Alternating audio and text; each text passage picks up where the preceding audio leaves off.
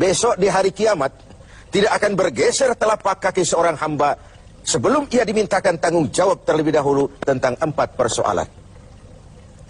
Apa yang 4 itu? Pertama, an umrihi fima afnahu.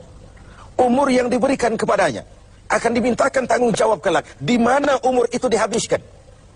Diberikan umur 30 tahun ke 40 tahun, 50 sampai 70, 100 bahkan. Sejak kita akil balik sampai ajal datang merenggut nyawa, di mana umur itu dihabiskan? Kita sering main-main, padahal waktu berjalan terus. Kita sering lalai dan lupa, padahal malaikat maut tidak pernah lalai dan lupa. Seorang Nabi Yakub alaihissalam, seketika akan ajal, beliau menanyakan, kalau saya ajal kenapa tidak diberitahu lebih dahulu? Kata malaikat maut, sudah diberitahu. Loh, bagaimana caranya diberitahu? Perubahan yang terjadi pada fisik kita adalah pemberitahuan.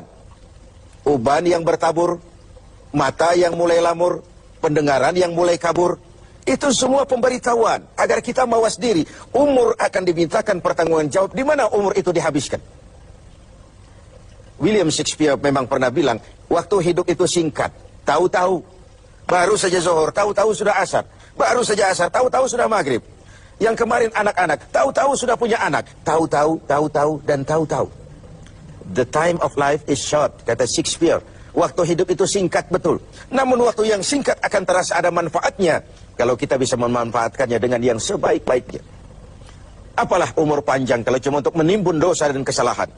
Lebih baik umur yang panjang tapi untuk mengkoleksi berbagai kebajikan. Inilah makna ucapan Nabi, khairukum man tala umruhu wa hasuna amaluh. Yang terbaik di antara kamu orang yang panjang umurnya dan banyak juga kebaikannya. Umur ini yang sering kita berleha-leha menghabiskannya untuk sesuatu yang tidak punya nilai, kelak akan dimintakan tanggung jawab di hadapan Allah Azza wa Jalla. Lalu yang kedua, wa an syababihi fima ablahu. Masa muda, pernah diberikan umur muda, di mana dihabiskan umur muda itu? Hura-hura atau untuk sesuatu yang bermanfaat? Dahulu ada seorang selebritis lah kalau zaman kita sekarang. Namanya Ibrahim bin Adham. Namanya Malik bin Dinar. Namanya saja sudah Malik bin Dinar, Raja bin Uang. Hidupnya jet set. Satu malam dia mengadakan pesta di rumah mewahnya.